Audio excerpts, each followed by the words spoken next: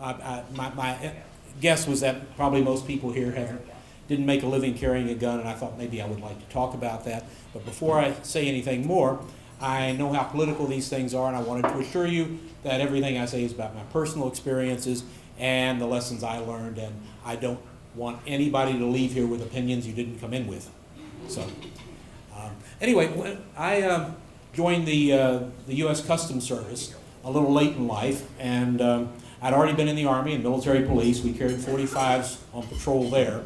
But the best experience I had for this was when I was working in private security, and we were unarmed, and I had to make a number of arrests, and that taught me how to rely on my wits as opposed to on my equipment, which I thought was very valuable to know. And I know some of you are probably thinking, oh, well, customs, these guys just open suitcases at the airport. What do they need guns for?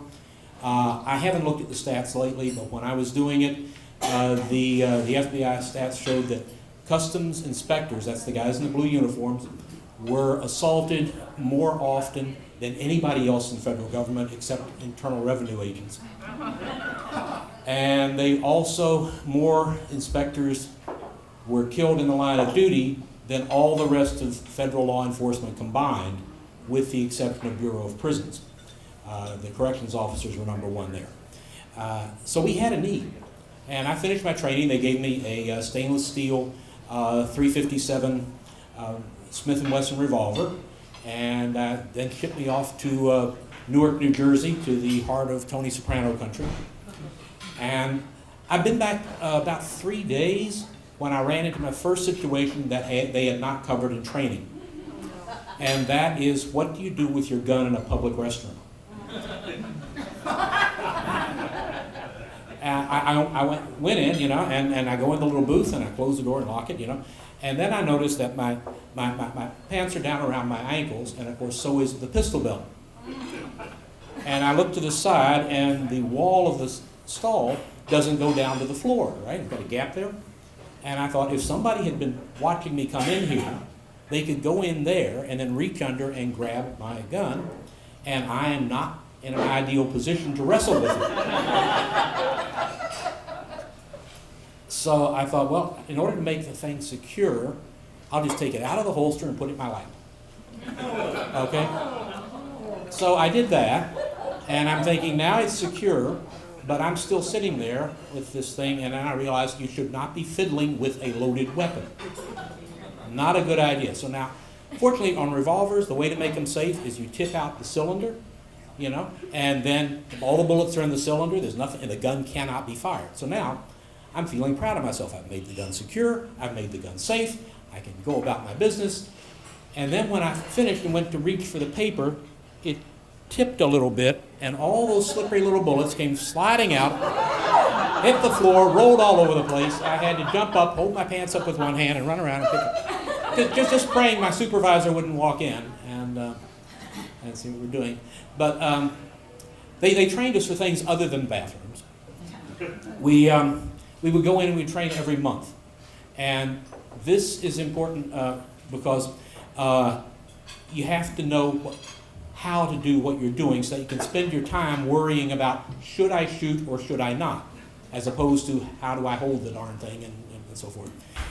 We also worked with targets that were timed, so it would turn and face for 2 seconds. In the 2 seconds, we had to draw from the holster and fire 2 shots. And the point of that is, if you can't bring the gun to the fight in a timely manner, then being accurate doesn't mean very much. And so we had to learn those 2 basic things. But it still didn't cover, well, one afternoon after training, I wanted to get back home early, so I didn't bother cleaning the gun at the range. Because my daughter was going out on her first date.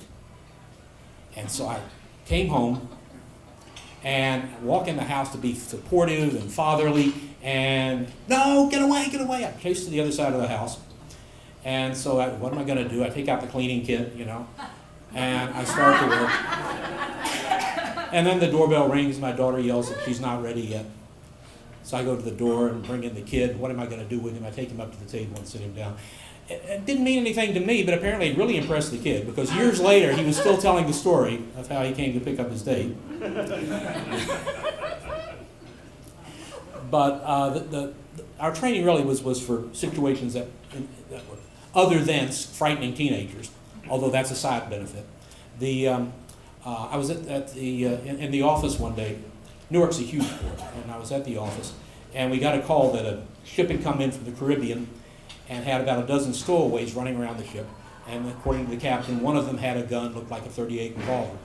So I go down, jump in the car, and head on out. The rest of my team is already closer to the ships, and they all converged there. By the time I got there, they caught 8 or 9 of them and had them herded into a cabin. This is one of the big cargo container ships, and herded them into a cabin. So we divided up the ship into places, and I went down below decks to the level I was supposed to be on, and started at the stern working forward. There's a lot of places to hide on these ships, but the biggest thing is that even though the ship is in port and the engines are off, it still makes noise. There's groans and bings and bongs and things. And when you're looking for presumably a dangerous character, that can get kind of spooky. So I'm walking along. At one point, they're going down a long, narrow corridor, and I think I hear noises down at the other end. So I reach down, unsnap the holster, and I'm going to take out the gun, like they do on TV, which was, by the way, that's part of the training too. I was going to do that, and then I realized that the ceiling and the floors and the walls are all steel. And the term, of unexpected consequences, unintended consequences ran through my mind, and I thought, maybe I'll rely on the training. I'll just leave it right there, and maybe I won't appear as threatening if I run into this guy. So I followed down, but I got to the end of the corridor and down in the next big main room. My colleague, who was coming down from the other end of the ship, from the bow end, had found someone hiding above the overhead pipes. And so he caught that guy. And now what am I going to do? I go back up on deck, see if I can help out up there. And just as I walk out of the, whatever the inside of the ship is, I walk through the door. There's a crewman there saying, "There's one went that way." So he's pointing toward the bow, and I start up along the bow. And a container ship has all the boxes piled in the center. So I've only got a narrow walkway between the railing, and I have to walk up and then turn as the ship curves. And there I see him standing right up in the point, up in that Leonardo DiCaprio spot. And he's clearly not dressed for the Newark at that time of year. He had shorts on and a shirt so thin you could practically see through it. But most importantly, his hands are empty, and he's shivering. He's obviously either scared or cold. And so I think, I don't have to do anything here, maybe. And I walk over to him. And when I get within conversational distance, come on. And he walks on down. Then I step back to let him walk past me to the aisle, and I feel the back of his shirt. No, we never did find the gun, by the way. I suspect there never was one. I think the captain had more stowaways than he could handle, and so he said that they had a gun to get us down there faster, and it worked. Every false alarm is good practice, so that part was cool. And in the 20 years I was doing this, I never had to fire my gun except at the range, like most law enforcement people. It was a successful career that way. And I do have one more incident to tell you about. I left Newark after a while and went down to headquarters in D.C. And one of the jobs they had me doing there was answering correspondence. People who would either write to Customs or write to their congressman or to the president about Customs, and those letters would land on my desk. And one woman wrote that she'd arrived at the airport, and a Customs inspector had taken her into a side room, sat her down at a table, put a form in front of her, and pointed his gun at her head and told her to sign it. Now that sounded to me rather bizarre, but by that point, Bizarre and I were old friends. So, but before I referred it over to Internal Affairs, I thought I'd call the woman up and get some more details if I could. I called her up, I introduced myself, I apologized for whatever experience she had, and I said this was a very serious situation. I want to make sure this never happens again to anybody. Can you describe a little more the circumstances of, when he pointed the gun at you?